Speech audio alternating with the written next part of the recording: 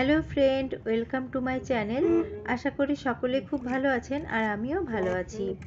আজ হলো শনিবার 12ই জুলাই আর আজকে আমরা সকাল সকাল বেরিয়ে পড়েছি মেয়ের কলেজের উদ্দেশ্যে। যারা আমার পুরনো বন্ধু সকলেই জানেন আমার মেয়ে পাশ করে গেছে, তো আজকে ওদের কনভোকেশন।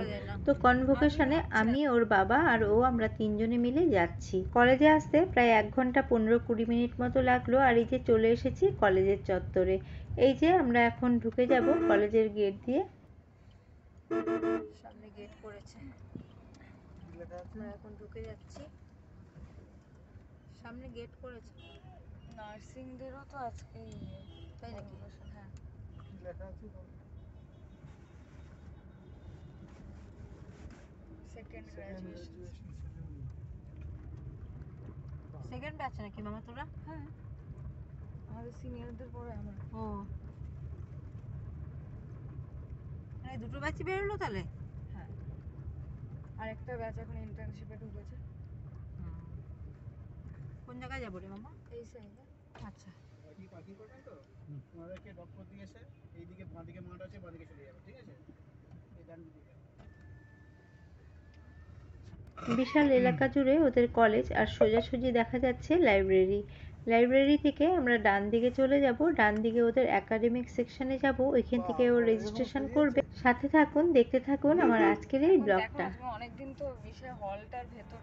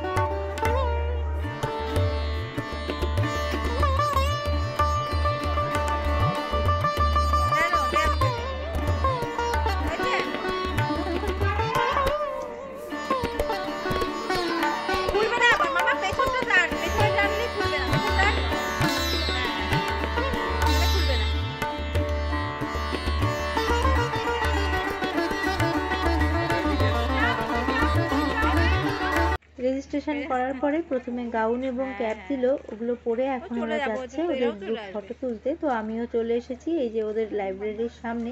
আমার মতোই অনেক মা বাবারা এখানে চলে এসেছে ফটো তুলতে এবং ভিডিও করতে।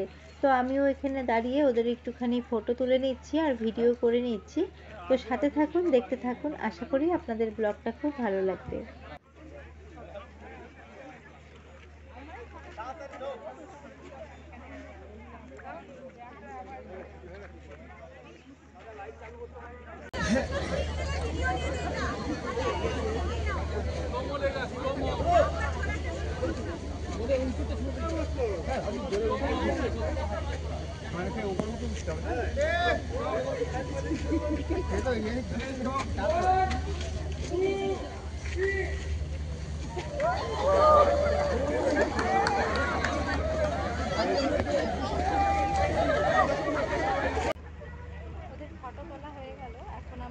যাচ্ছি হলো সেরিমনিতে। তো চলো তোমাদের সাথে ওখানে দেখা হবে। তোমাকে তো দেখিনি, কখন আসলে? কেন আরেকটু পরে আসলে না কেন? আরে বাবা, প্রোগ্রামের জন্য অনেকটা বড় এরিয়া জুড়ে প্যান্ডেল করেছে। আর এইদিকে দেখা যাচ্ছে যে সামনে বিল্ডিং, এটা হলো গার্লস হোস্টেল। এখানে আমার মেয়ে কিন্তু 4.5 বছর ছিল।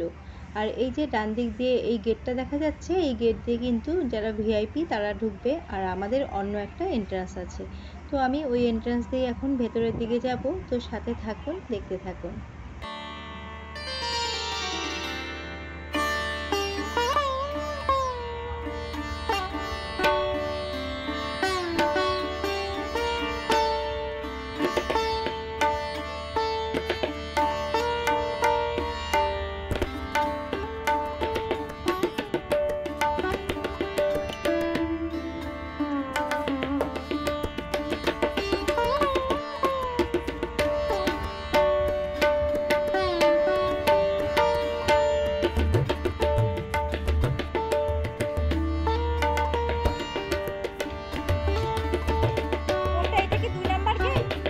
দু নাম্বার গেটের কাছে চলে এসেছি। আর বাঁদিকে একটা স্টল রয়েছে রিফ্রেশমেন্টের, এখানে চা, কফি, জল, বিস্কিট এইসব রয়েছে।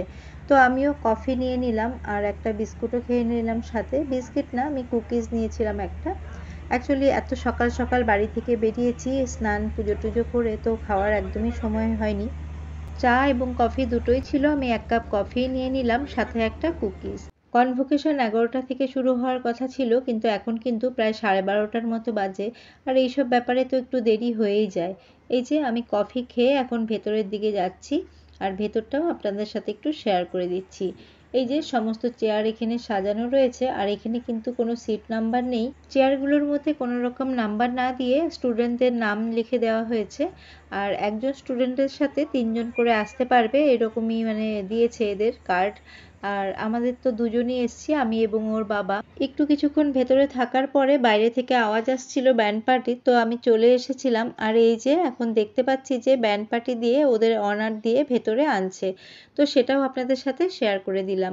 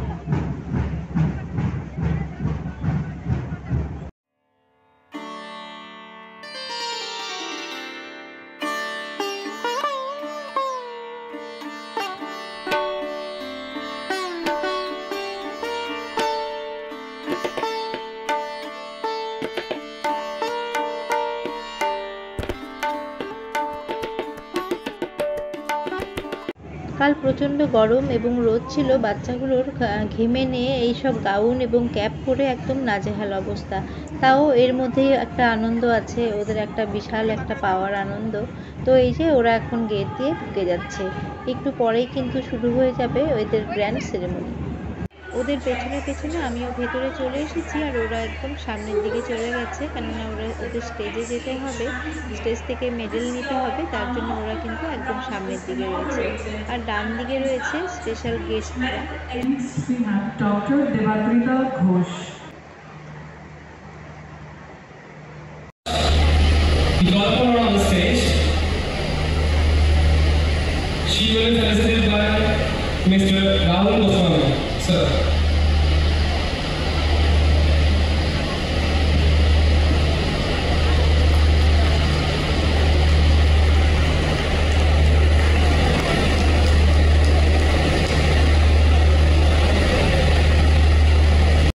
শ্রেয়ার মেডেল নেওয়া কমপ্লিট হয়ে গেলে এখন আমরা যাব লাইব্রেরিতে, ওইখানে ওদের কিছু ফটোশ্যুট হবে, তো সেখানেই এখন যাব।